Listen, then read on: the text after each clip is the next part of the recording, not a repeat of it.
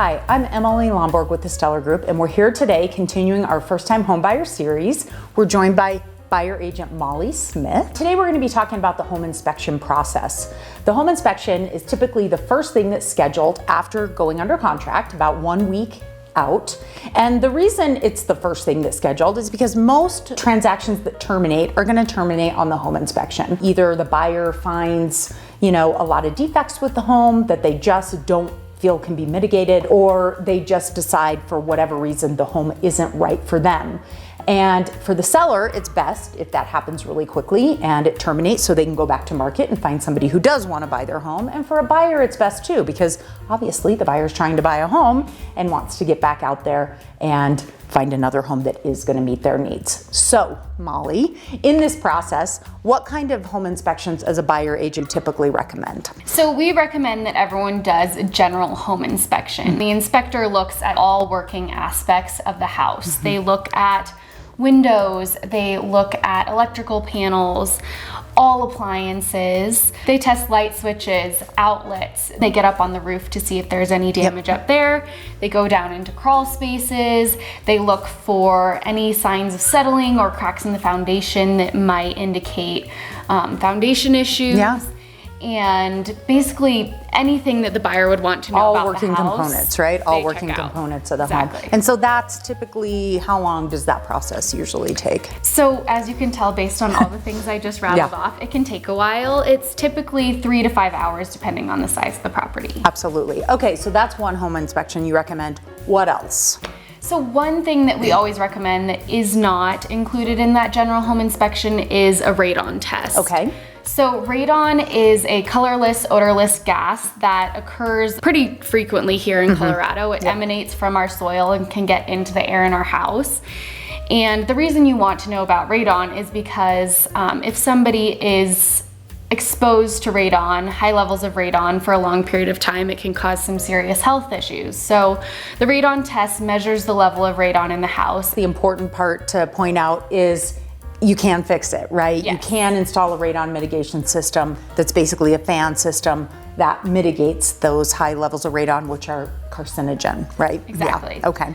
The second thing we typically advise buyers to get is a sewer scope. So in a sewer scope, a professional comes in and they send a camera through your sewers all the way from the house to the street, checking for any clogging or cracks in the sewers that might need to be repaired. Right, because that can be a really high ticket repair, right? Yeah. Exactly. Yeah, that can be one of the higher cost items that if you do find out that it needs to be repaired. Awesome.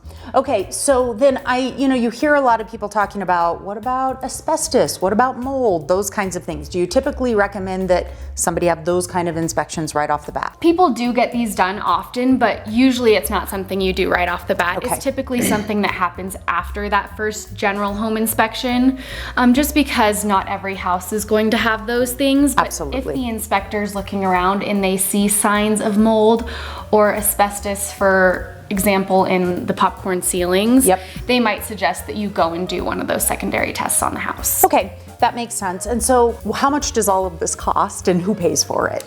So all inspection costs are the responsibility of the buyer, and the general inspection usually costs between $300 and $600, again, depending on the size of the property. Okay.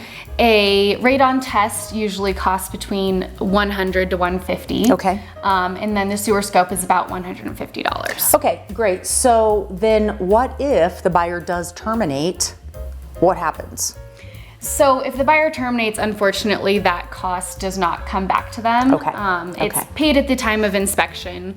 But in my opinion, I think it's money well spent. You would much rather pay that money up front and understand the issues of the house and be able to terminate, rather than spending the money to buy the house and finding out all those issues down the road. Right, it's the best money you can spend. Exactly. It's your protection for the future, right? Or just also for first-time homebuyers, I would say one of the greatest things about the home inspection is it's kind of like a home orientation. Yes. As a first-time homebuyer, you've never really done home maintenance and really know how to take care of things. And a lot of it is also just the inspector kind of educating that first-time homebuyer on home maintenance too, right? Exactly. Okay, so you have your inspection and then you get a written report, correct? Okay, and then you can go back to the seller does that happen every time? Does the buyer always go back to the seller with a repair list or what is called an inspection objection? Yeah.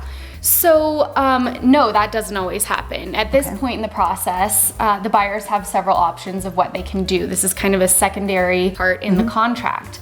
The buyers can choose whether they just want to terminate. This sounds like more than we want to take on. We're just not going to do it and terminate the contract. They could say, you know what, we understand what repairs or replacements might need to be done in the house, and we're willing to do it all ourselves. This is pretty typical in a seller's That's happening market. right now. In a lot of these videos we've been talking about, right now we're in a really heavy seller's market, and a lot of times the buyers are agreeing to buy in as-is condition as long as they know what they're getting into, right? Exactly. So you still know, what might need to be done in the house, but you're comfortable taking it on yourself. Or they could submit an inspection objection with a list of things that they would like the seller to repair or replace. The sellers can then do a couple things. They might just go ahead and repair and replace those things. They might cut out some of the list, say we'll do half of it, we'll let you be in charge of the other half, or they might give them a monetary credit at closing so that the buyer's in charge of doing the repairs or replacements, but they have the money to do it. Absolutely. And so there's a lot of different things that can happen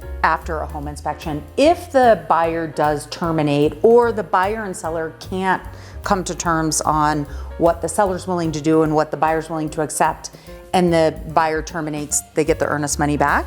Exactly. Okay. Yep. This is a perfectly reasonable place in the contract to terminate, and you do get that earnest money back. Okay. So that's a lot of information about the home inspection. Stay tuned to our next segment where we're going to finish up our First-Time Homebuyer Series and talk about the under contract closing period. Thanks for being here today, Molly. Thank you.